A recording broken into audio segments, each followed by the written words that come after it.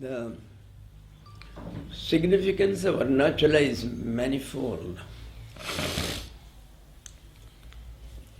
And initially, the word Arunachala represents the 999th name which comes of the Divine Mother in Lalita Sahasranama. The 999th name of Arunachala is Shiva Shakti Ekarupini Namaha. Om Shiva Shakti Ekarupini Namaha. The one who is identical with Shiva, self being the Shakti. Shakti means the power, the energy. And Shiva is the potential energy. And the kinetic energy comes out of that potential. Potential energy never moves. It is immovable. But in its presence, the kinetic energy moves.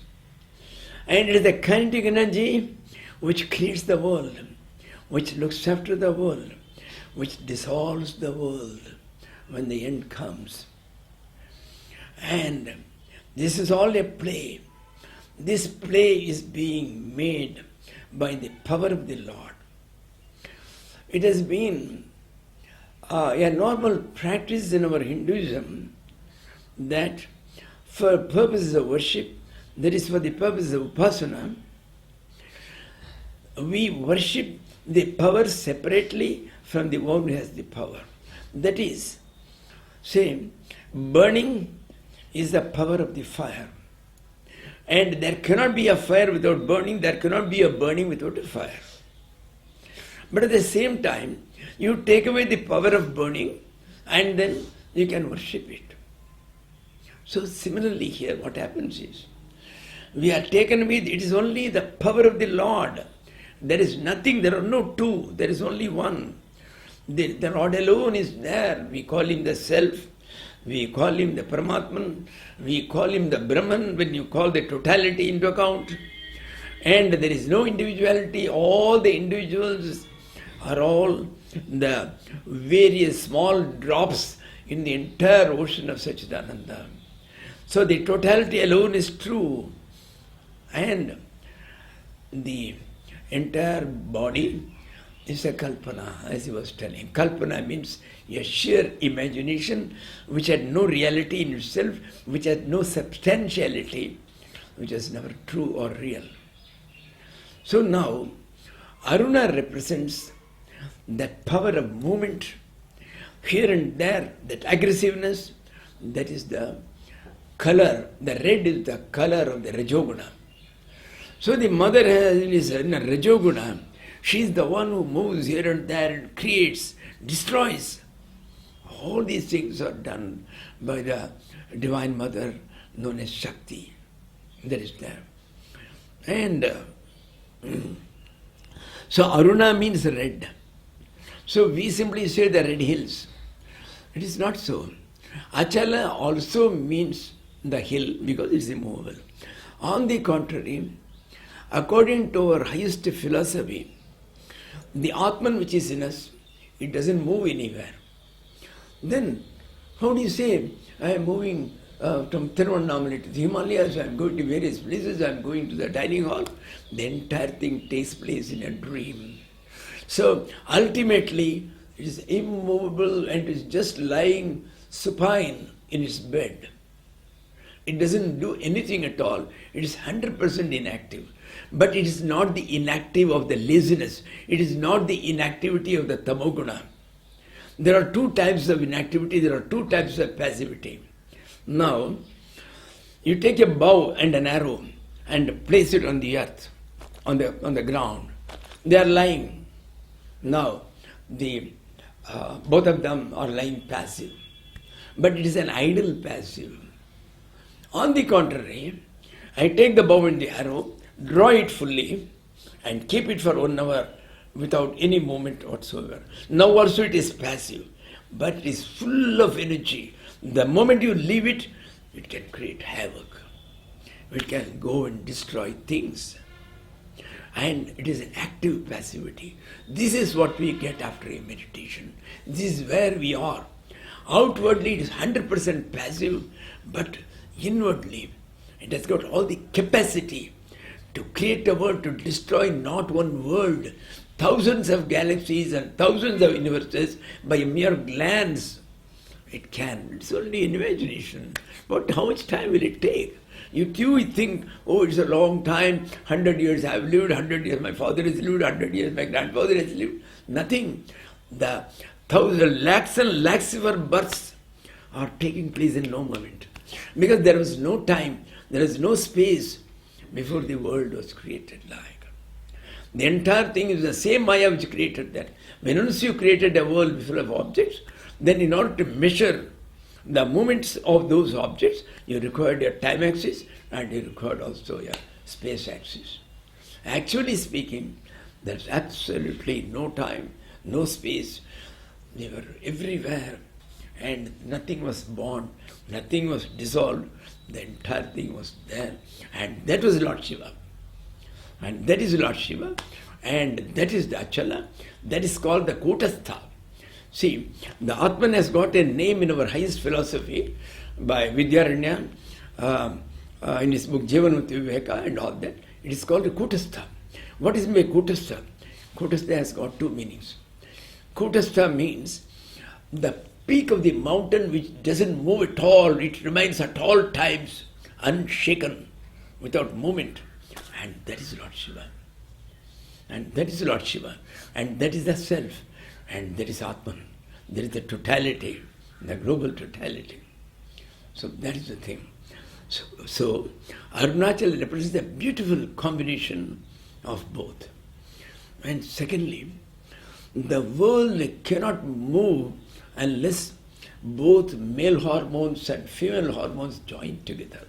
That is why the Ardhanarishwara, the Shiva himself has got half of his body as the mother, and this is, Arunachala is the very place where this was done, this was given. And you ask any doctor, he will tell you, every man has got their gonadotrophin or what are called the female hormone, and every female has got the male hormone. Only thing is, in one case, the one is prominent, the other case, the other one is prominent, but both are necessary. The one requires the softness of a woman. The one requires the absolute disregard of whatever that happens. It doesn't matter. Let us be, let us go after our goal. Whatever happens is nothing for us. And at the same time, we require an aggressiveness that you have to get to the goal, whatever be the cost. So that is the main portion of it. All these are denoted by the Arunachala. Arunachala represents the goal. Arunachala represents the sadhaka too, in both ways. And Shiva represents the Sattva-guna. Sattva-guna is that ideal Sattva-guna. As I said, it is full of power. It is charged with power. And that sort of is Sattva-guna. That is Shiva. So that is called the Arunachala. And apart from that, as Lord Shiva, according to the mythology, as Lord Shiva gave half of his body to the mother. Some of the mother one day came from behind and shut his eyes, shut the eyes of Lord Shiva. Then all the rishis came running. She did it barely for a second and left it. Oh mother, what have you done? The Lord Shiva himself contains the entire world. Before the painter paints it, it is already in him. So the painting is the world which has created. It is already inside him. So the entire world was destroyed in the darkness. It was not for 1 second. The time element was different there. This 1 second in this earth, it was 40 lakhs of years down below. So for 40 lakhs of years, the people there, all the beings, they were in the darkness. It's all ignorance. That's all. They were in the darkness. Because of the mother. Mother is Maya. So by the Maya's power, it just to put it for 2 seconds, and all in darkness for all in that Maya for so many years. See, everything has got a significance of its own. This is not a simple story like. And they said, Mother, you have killed so many. You are responsible for the death of ever so many. After all, In a dream you may kill 100 people, what does it matter? So that's a different issue. That's Vedanta. Now we are talking of mythology. So immediately Shiva told, Mother, you have done a great aparadha, talak, talak, talak, divorce, divorce, divorce. Mother said, what sort of things? What about Hinduism doesn't have to, look here, I am the father of Hinduism, I am the father of Islam, I am the father of Christianity, I can do anything. So, the mother was in a quandary. She said, Lord, then tell me a way, how to come back to you. See, due to the Maya, we are all out. And we require a method by which to come back. The method is only to think of Him constantly and to always to meditate on Him and to talk of His glories. This is the only way. He says, Mother, you will have to do tapasya. What is tapasya? Concentratedly to think of other than the worldly objects, to think of the self. That is called the tapasya. That is tapasya. Tapasya has been defined in 2-3 ways at various stages. At the very first stage, he did tapasya for so many years. What does tapasya mean? Sharira shoshanam tapaityuchyate. Where you are torturing your body. I am not going to eat for 4 days. I will stand on one foot and I will be thinking of the Lord. So this sort of trying to sharira shoshanam, to try to give as much trouble as possible to the body, because it's the body which troubles us. You start troubling it, so that it will not have time, it will be only on the defensive. It cannot do any offensive. This is one method. That is why it is done. See, you cannot have all the emotions that you are having, the krodha and all, in an empty stomach. 2 days you put there and you say, come on, you get angry. You can't. So that is the reason why these are all done. That is the way to quell all our enemies like kama, krodha, lobha, moha, greed, and delusions, and the desire from a ball pen to the beastly passion and lust, like up to that, the entire gamut of it. And as a byproduct of the kama, sometimes the man gets angry when somebody puts a spoke on your way. So there is anger. So all these things, they can all be eliminated only by tapasya. And then when you go a little higher, then it says, to think there is only one. Ultimately there is only one totality, there is no individual at all. So, Brahma Atma Aikya Bhavaha Tapaityuchyate. Where you think that the totality and the individuality is one and the same, and you concentrate on this, I am not different from him. So, you remain. Then whom do you think of? And who are you to think of? It is the self thinking of the self. So where is the question of thinking of yourself? So you remain as the self. You remain as the self, submerged as the self. That's all. Don't think I am Brahmasmi, Aham Brahmasmi. Aham Brahmasmi is not to be pronounced out of the 4 Mahavakyas at any time till you experience it. It is an Anubhava Vakya. It is a matter of experience, you get it. Nobody ever pronounced it. And when once you get the experience, when the drop has been inundated by the ocean, there is no more a drop to come and say that I was enlightened, I joined the totality. Nobody is there. It was always part of the totality. That is there. So these are all some ideas about Arunachala, because you take me by surprise by suddenly asking me. I can't think of much more. And then what happened was, I left the story in the middle. The mother was told, you do the tapasya. She went to Kanchipuram and then she made a Shivalinga out of this. A linga is only it denotes creativity. The Lord who creates. And being out of mud, it can be dissolved, illuminate. So the linga means a symbol. It's a symbol of what? Linga always means a symbol. Say for instance, is a male. So male is a linga. Female is a linga. Napumsaka is a linga. They are all the various symbols. That's all. So similarly, the linga is a symbol of the totality, the infinite creativity which is in it. That is there. And she was doing, concentrating on it and doing, morning to evening. She was doing it at Kanchipuram. And by the Lord's will, there was a big floods in Kanchipuram. And her mud-made linga was being carried away by the floods. The mothers just hugged it. If it goes, I go. I die along with it. I will not leave it. Then the Lord was happy with her persistent love for the Lord. And he comes and tells, Mother, you have done half the tapasya now. And another half is to be done only at Tiruvannamalai. You have to go there, and there the Gautama Rishi is there. He will direct you as to what should be done. Then when the mother comes here, then Gautama directs her that she should do puja to the Ashtalingas, which represent the 8 directions, each in charge of each one, like Yama, Nritti, Varuna, Agni. So each one had once done puja of Lord Shiva by installing a linga.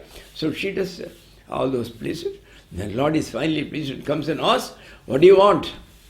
The mother said, look here. If I say I want to come back and again you will do talak, so I don't want such a thing. So give me such a place where you can't say talak, nothing can happen, I will be part of you. And the Lord said, that means I have to give you half of myself. So he gave half. So he was called Ardhanarishwara. So that happened to take place here, at this place. And there is the beauty of it. The other beauty of it is, what is Ardhanarishwara, what it represents? The mother represents the female part represents the heart, and the male part represents the head alone. So it's a dry jnana without the mother, and it is the mother who puts it with the water of love, which comes from the heart. So naturally the Ardhanarishwara means it is jnana with bhakti. See, Bhagavan came here out of bhakti. He came and hugged Arunachaleshwara, it is told, the entire, at night, all the gates were open to him. And he was always thinking of Arunachala long before he came. And that is what is called bhakti. Bhakti means devotion to your goal. So, what is the goal? The goal is to find out who I am. Why should you know? Without that, you do not even know what are your resources. So it will be just like using an elephant to carry the bag contained in the books of your son who is in the 5th standard. It is an underutilization. So you should know what are your resources first, and then you go do all your social work, 2000, and you need not go. During 1944 or 1943, when the World War was going on, some foreigners came to my Gurudev there in the Goa. He said, is it not escapism? You should go there and then put some plaster to the wounded soldiers, and what are you doing here, sitting at the corner? He said, in 1 second, I can do much more social service than about 1 lakh numbers of you can do in 1 lakh years. That's all. My very sankalpa is enough, because I am one with the totality. It is my dream. I can direct it any manner. That's all. That's how it happened. So this is the place where the mother finally, even the mother had to get her final totality, the final joining with that totality. That is, she was always there. It was only externally for our sake. She was never apart from that.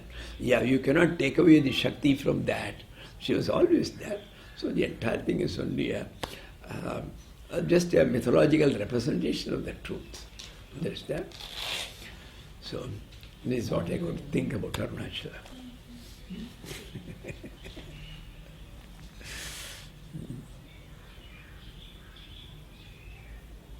Is it the same as I talked there in Trivandrum some years? No,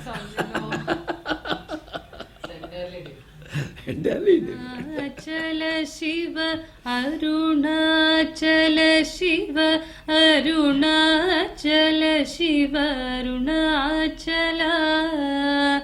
Arunachal Shiv Arunachal Shiv Arunachal Shiv Arunachal Arunachal Shiv Arunachal Shiv Arunachal Shiv Arunachal Arunachal Shiv Arunachal Shiv Arunachal Shiv Arunachal Arunachal Shiv Arunachal Shiv Arunachal Shiv Arunachal Arunachal Shiv Arunachal Shiv Arunachal Shiv Arunachal. See.